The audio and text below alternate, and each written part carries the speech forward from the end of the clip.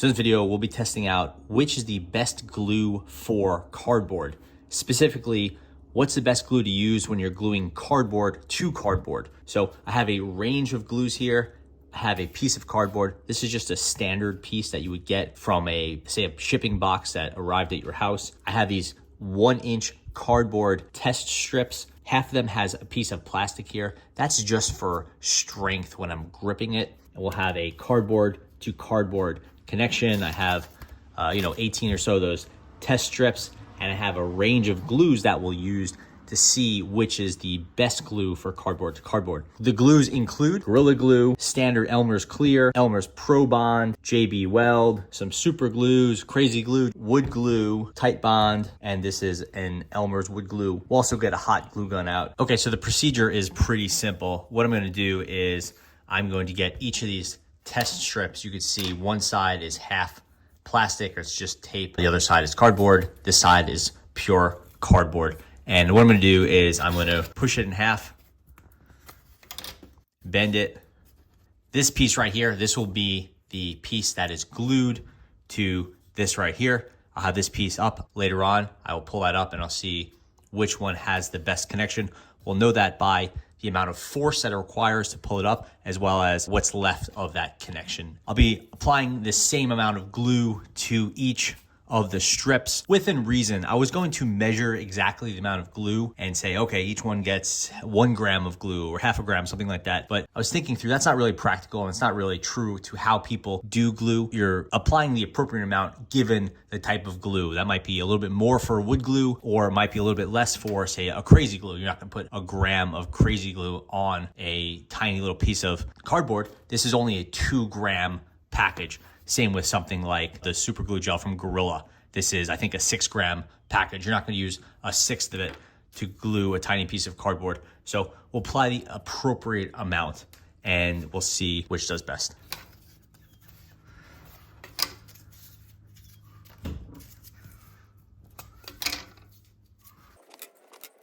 Okay, so we're gonna start things off with the Elmer's Clear Washable. This is just like standard Elmer's glue. So we'll get a reasonable size amount and we'll spread it till it's evenly coated. That'll be the standard procedure we have for the gluing. Apply some pressure and we'll give it a few seconds. Next up we have this. This is Elmer's wood glue.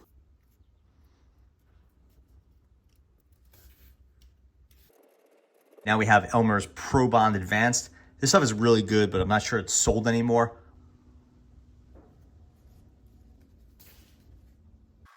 Moving on to Titebond II. This is a premium wood glue. This is Titebond Quick and Thick. This is kind of an all-round glue that has a really thick, non-runny consistency. This stuff's really nice to use. Now we have Super Glue Gel by Gorilla Glue. It's a thicker formula of the Gorilla Glue in that super glue style. This is one where we don't really have to use as much. Now we have Gorilla Super Glue. This is the non-gel formula. This is their Impact Tough. So it's a lot runnier. Again, don't have to use a ton of it. We'll use the appropriate amount for a super glue style glue. Move over to the standard Gorilla Glue. This is their all-round original. Okay, now we have Gorilla Super Glue Clear. It's pretty similar to the standard Gorilla Glue. It's a smaller package, only 5 grams. Now we have some standard Krazy Glue. Probably not the best glue since it's so absorbent into paper and stuff like that, but we'll give it a shot anyway.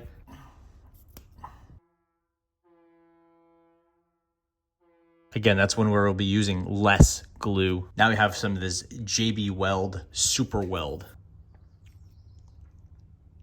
Stuff's very thick and honestly not very great to work with. And now for the final part of the test, we'll be using Gorilla Glue hot glue sticks with a Gorilla Glue hot glue gun to test out the hot glue.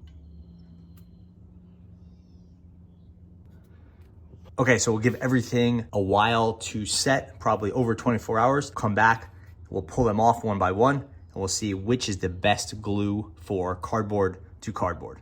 Okay, so it's been about 48 hours, so the glue is definitely fully cured. You don't have to wait that long. I just wanted to make sure everything was totally set. And let's just take a look at any notable changes to the glue.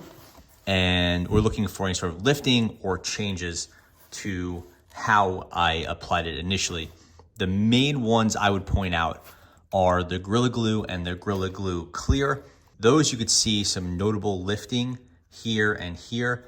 The Gorilla Glue is a foaming glue, so it will lift up and foam. It makes for a really good connection, but it does expand. So you can see it's lifted maybe a 1/16 of an inch off here. Same with the Gorilla Glue Clear. Nothing else really lifted. Everything's in good shape. No real shifting or anything like that. Regardless of that, which maybe it's an imperfection, maybe it's not, depending on your application. Now we'll pull these off and we'll see which had the best connections. Okay, we're gonna start off with the Elmer's Glue Clear.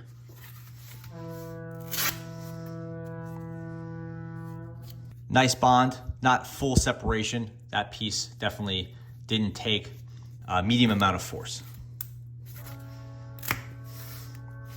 Okay, now we have Elmer's Glue Wood. That was easier to pull off. Not as good of a connection, I would say.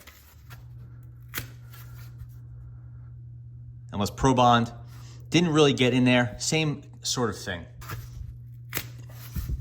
Titebond. Nice, uniform. Titebond, quick and thick. Yeah, for me that was definitely stronger, and it felt like a better seal between the two. Similar, super glue did pretty well. You know, we're seeing good coating throughout, which is what I want to see here. At some point, the cardboard itself is just what's going to give way.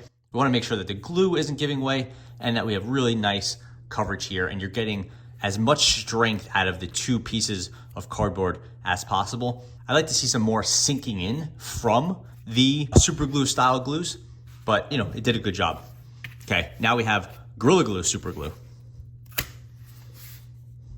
Similar good coverage, maybe not quite as strong as before. Gorilla Glue Original. See, now you're seeing much better glue adhesion, right? It had a bigger piece that was ripped off. It was clearly got in there more deeply and it was harder to pull off. So Gorilla Glue, despite the foam, again, which I would consider to be a bit of a problem, was it's pushing the pieces apart. Great coverage there. Now we'll do Gorilla Glue Clear. Not quite as good for me. The Clear had a real gap there where it expanded in the back and it pushed it away and it lost the connection here. So definitely poor performance from Gorilla Glue Clear. Now we have Krazy Glue. Yeah, so this was the super glue style. That one really, it kind of sunk in too much and it didn't spread. We kind of saw this one coming as not being great. Krazy Glue is not really good for absorbent materials. Now we have JB Weld Super Weld. Not bad, not a great spread, and the additional strength of the Super Weld isn't really helping with the cardboard. So the cardboard is failing and it didn't sink in. Okay, now we have Gorilla Glue Hot Glue. That's a pretty bad connection overall. See the hot glue, it kind of goes as far as it goes and it cools and it stops spreading. So didn't really do the job there for us.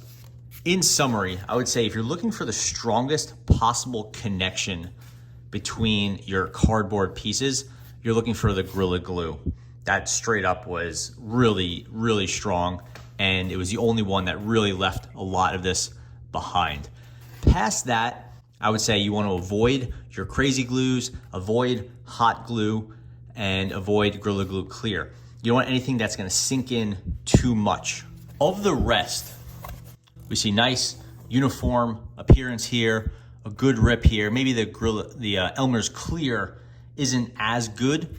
I would say you're basically getting, they're about the same level of gluing between an Elmer's Wood, Elmer's Probond Advanced, Titebond II, and Titebond Quick and Thick. So Of the wood glues, I would say they're about all the same. It doesn't really matter. You might want to use the Elmer's wood glue, as it's the cheapest, or you might want to use the Titebond Quick and Thick because it is the easiest to spread. I would skip the super glues though, the Gorilla Glue. The gel style is better than a standard glue, and I would skip the hot glue. Again, it's just not worth it, even if it's fun to use. And then for the overall performance winner, I would say you want standard, old-fashioned, normal Gorilla Glue. If you don't want it to separate, get any wood glue will do. Probably the Elmer's, again, it's the cheapest. If you want to upgrade from that, you have your Titebond Quick and Thick. Okay, so that's the best glue for cardboard. Thanks for watching.